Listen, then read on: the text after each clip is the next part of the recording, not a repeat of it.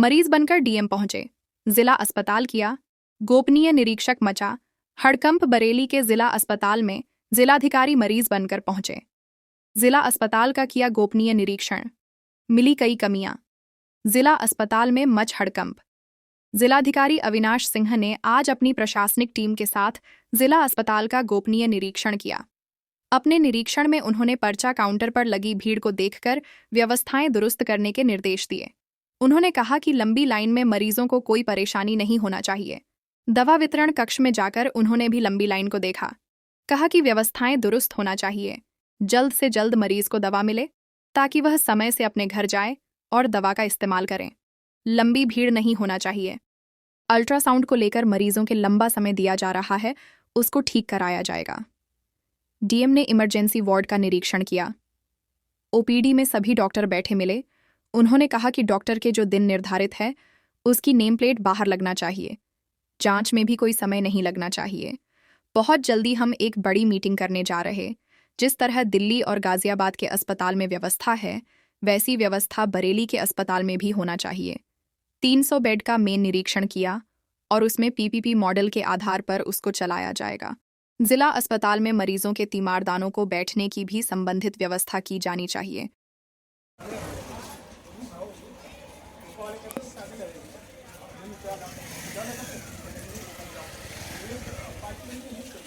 आज मेरे द्वारा जितने भी हमारे मजिस्ट्रेट्स हैं जिला मुख्यालय पर, उनकी टीम के साथ जिला चिकित्सालय पर हम लोग यहाँ आए थे। इसका मुख्य उद्देश्य था कि औचक निरीक्षण करना और ग्राउंड जीरो पे जाकर जो वास्तविकता है उसको संज्ञान में लेना।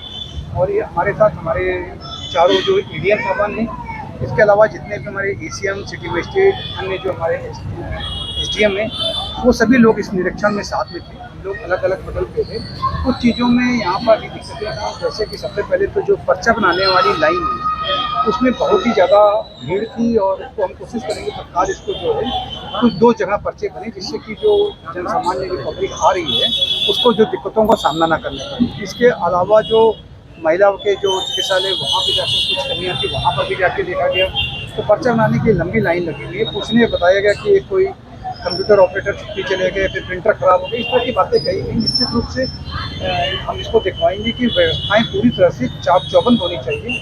मौके पे सभी ज़्यादातर डॉक्टर्स मौजूद थे और वो अपने अपने जो उनका रूम था वहाँ पे बैठ के पेशेंट को देख रहे थे। एक चीज़ मैं ज़रूर चाहूँगा कि दिन के हिसाब से डॉक्टरों के भी आगे जो है उनका एक लग जाए कि कौन डॉक्टर साहब किस दिन बैठेंगे। जैसे भी 3 नाम लिखे हुए हैं और एक डॉक्टर बैठे हुए हैं, 2 नहीं हैं, तो बताया गया कि वो उनका और कोई दिन है, तो उस दिन को भी हम निश्चित कराएंगे। इसके अलावा मैंने वहाँ पर जो अल्ट्रासाउंड है, हमारे मजिस्ट्रेट ने जाकर वहाँ पर अल्ट्रासाउंड कराया। अल्ट्रासाउंड में शिकायत थी कि लंबी तारीख दी जा रही है। इसके अलावा जो और भी चीज़ें थी, पैथोलॉजी लैब की और जितने भी पूरे यहाँ पर आप कह सकते हो कि जितने भी डिपार्टमेंट्स हैं सभी भी जगह जाकर, चाहे मेल वार्ड में, इमरजेंसी में भी हम लोगों ने जाकर देखा। इमरजेंसी में ज़रूर थोड़ी सी थी जो मामले की हमको ऐसा महसूस हुआ कि वहाँ स्ट्रेचर और व्हील चेयर की थोड़ी सी कमी थी, उसको भी हम लोग निश्चित कराएंगे। ओवरऑल कह सकते हैं कि व्यवस्थाएँ अच्छी हैं, इसको थोड़ा सा और इसमें सुधार की जरूरत है। जांचें नहीं हो पा रही हैं अभी तो, मरीजों को उसमें दिक्कतों का सामना करना पड़ा और यहाँ का जो जाम है इससे भी कई बार शिकायत हो चुकी है, उस पर भी कोई निवारण नहीं। कुछ चीज़ें जैसे कि आपने कहा, यहाँ पार्किंग की प्रॉपर व्यवस्था नहीं है। जो इनका एक बैठने के लिए एक अच्छी व्यवस्था होनी चाहिए कि जो बीमार हैं उनके साथ जो उनके तीमारदार हैं उनके भी बैठने के लिए सुचारू व्यवस्था हो। सबसे ज़रूरी है कि जो लाइन में लगने वाली लंबा उनको क्यू में लगना पड़ रहा है, उसको भी हम लोग कोशिश करेंगे कि 2-3 अलग अलग जगहों पे हम उनको जो पर्चा बनवाने की सुविधा देंगे।